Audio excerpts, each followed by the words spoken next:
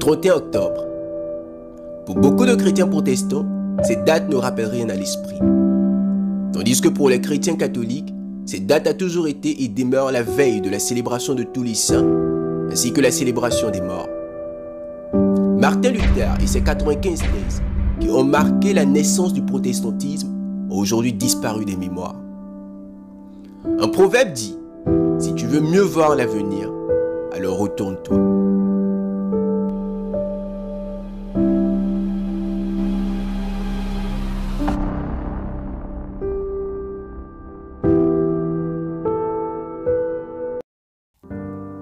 Au VIe siècle, la papauté avait été solidement établie. Le siège de son empire avait été fixé dans la ville impériale et l'évêque de Rome était reconnu chef de toute la chrétienté. Les croyants étaient enseignés non seulement à considérer le pape comme leur médiateur, mais aussi à compter sur leurs propres œuvres pour expier leurs péchés. C'est par de longs pèlerinages, des pénitences, le culte des reliques, l'érection d'églises, le don de fortes sommes d'argent à l'église que l'on essayait d'apaiser la colère de Dieu ou obtenir sa faveur. Comme si Dieu était semblable aux hommes, prêts à s'irriter pour des bagatelles ou à se laisser attendrir par des cadeaux ou des pénitences. Les ténèbres semblaient s'épaissir encore plus. Le culte des images devenait plus général. On allumait des cierges devant les statues et on leur offrait des prières. Les coutumes les plus absurdes et superstitieuses prévalaient. De graves erreurs, dont l'une des principales est le dogme de l'immortalité naturelle de l'âme et de l'état conscient des morts, fut ainsi introduit dans les croyances chrétiennes. Rome avait fait de cela la base du culte des saints et l'adoration de la Vierge Marie. La voie était ainsi préparée pour l'introduction d'une autre invention du paganisme que Rome a dénommée le purgatoire. Ceux qui sont morts dans l'amitié de Dieu avant d'avoir fait de dignes fruits de pénitence sont purifiés après leur mort par les peines du purgatoire, poenis purgatoris, le mot est là, et bénéficient des suffrages des vivants. Alors, d'où vient cette croyance au purgatoire? De la prière pour les défunts. Je crois que le purgatoire est le dogme du bon sens, disait Joseph de Maistre. Je crois que depuis toujours, l'Église prie pour les morts. Et même avant l'Église, Israël priait pour ses défunts. Alors, le purgatoire est simplement le corollaire immédiat de cette prière pour les défunts, puisqu'effectivement, si les défunts sont déjà au ciel, il n'y a plus besoin de prier pour eux, il vaut mieux, au contraire, se recommander à leur prière. Si les défunts sont en enfer, c'est trop tard.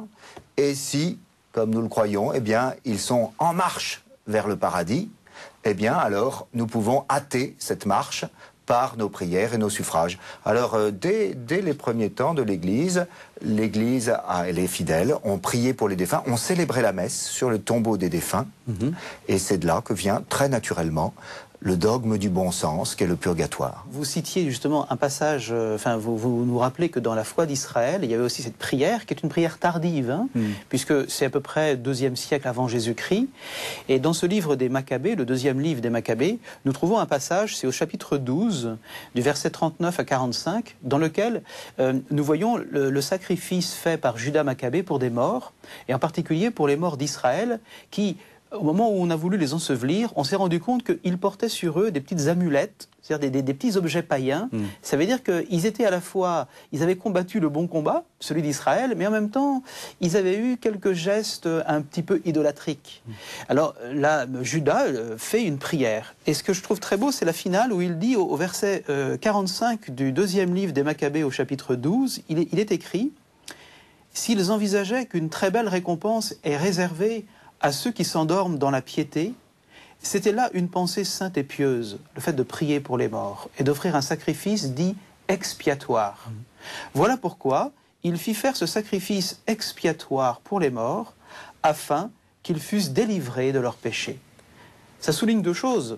D'abord le fait que les morts sont des vivants dans l'invisible, donc ils ne tombent pas dans le néant, et en plus que nous les vivants, nous pouvons faire quelque chose de positif qui va aider ces vivants dans l'invisible à atteindre ce que le Père tout à l'heure a dit étant la béatitude, c'est-à-dire ce pourquoi nous avons été créés, voir Dieu.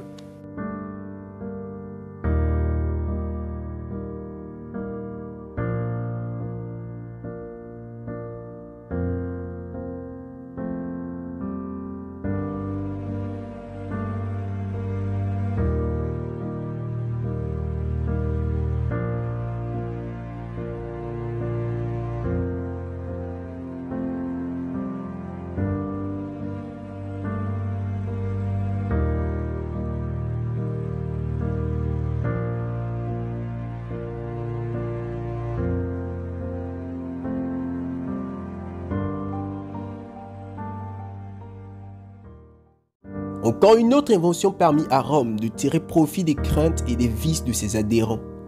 La doctrine des indulgences. L'entière remission des péchés, présents, passés et futurs, était promise à ceux qui s'engageaient dans les guerres livrées par le pape en vue de tendre sa domination, de châtier ses ennemis ou d'exterminer ceux qui osaient nier sa suprématie spirituelle. On enseigna aussi au peuple que moyennant le versement d'une certaine somme dans le trésor de l'Église, on obtenait soit le pardon de ses propres péchés, soit la délivrance des âmes de ses amis gémissant dans les flammes du purgatoire. Dans le but de collecter des fonds pour la construction de la basilique Saint-Pierre de Rome, par un récent décret, une indulgence avait été promise par le pape à tous ceux qui monteraient à genoux l'escalier de Pilate, d'y avoir été descendu par notre Sauveur en quittant la salle du jugement romain et avoir été miraculeusement transporté de Jérusalem à Rome. Luther était un jour en train de gravir ses marches avec dévotion, quand soudain, une voix comme le tonnerre sembla lui dire « Le juste vivra par la foi ». Il bondit sur ses pieds et se hâta de quitter le lieu dans la honte et l'horreur. À partir de ce moment, il a vu plus clairement que jamais l'erreur de se fier aux œuvres humaines pour le salut et la nécessité d'une foi constante dans les mérites du Christ. Ses yeux avaient été ouverts et ne devaient plus jamais être fermés aux illusions de la papauté.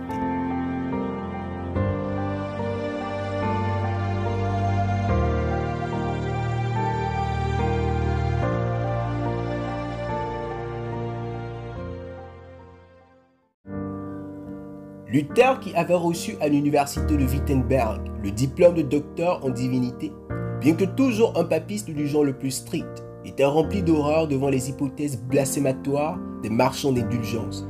Il présentait au peuple le caractère odieux du péché et lui enseignait qu'il était impossible pour l'homme, par ses propres œuvres, de diminuer sa culpabilité ou d'échapper à son châtiment. Rien que la repentance envers Dieu et la foi en Christ peuvent sauver le pécheur. La grâce de Christ ne peut être achetée, c'est un don gratuit. Il a conseillé au peuple de ne pas acheter les indulgences, mais de regarder avec foi un Rédempteur crucifié. Tandis que Tetzel, le marchand d'indulgences, continuait son trafic et ses prétentions impies, Luther se résolut à une protestation plus efficace contre ses abus criants. Une occasion bientôt offerte. L'église du château de Wittenberg possédait de nombreuses reliques qui, certains jours saints, étaient exposées au peuple, et la pleine remission des péchés était accordée à tous ceux qui visitaient ensuite l'église et se confessaient. Selon ces jours-là, un grand nombre de personnes s'y rendaient. L'une des plus importantes de ces occasions, la fête de la Toussaint, approchait. La veille, le 31 octobre 1517, Luther, rejoignant les foules qui se dirigeaient déjà vers l'église, posta sur sa porte un papier contenant 95 propositions contre la doctrine des indulgences.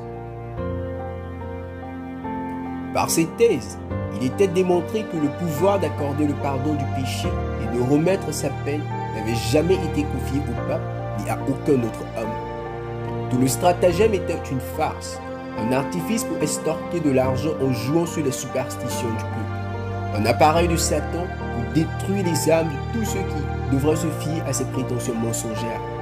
Il a également été clairement montré que l'évangile du Christ est le trésor le plus précieux de l'Église, et que la grâce de Dieu qui est révélée est librement accordée à tous ceux qui le recherchent par la repentance et la foi. Les thèses de Luther étaient un challenge, mais personne n'a osé accepter le défi. Au contraire, cela a suscité la colère de la papauté et Luther fut déclaré un hérétique. À 2 reprises, il fut mené devant la diète de Worms afin de renier ses écrits. Mais tels furent les propos de cet homme que Dieu avait choisi. Le réformateur répondit.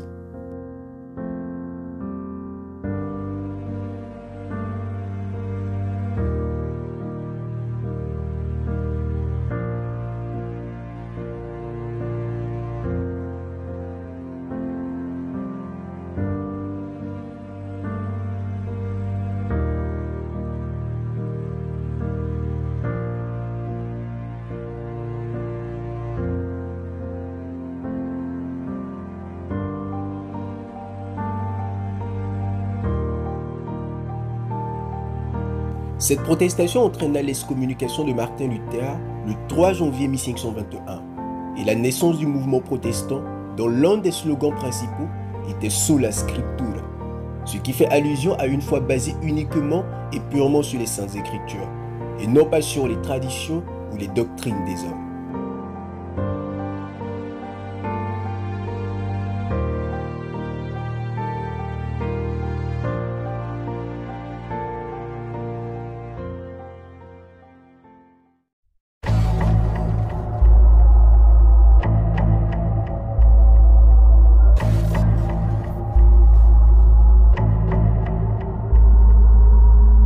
C'est pas le retour un peu des indulgences, de la loi, c'est-à-dire que je peux faire le salut, à la fois mon salut en payant un peu, et le salut des gens que j'aime en offrant des messes, etc. Donc un retour un peu, est-ce que ça condamnerait pas la doctrine de la grâce? Alors c'est pas le retour des indulgences, parce qu'elles n'ont jamais disparu, les indulgences. Oui.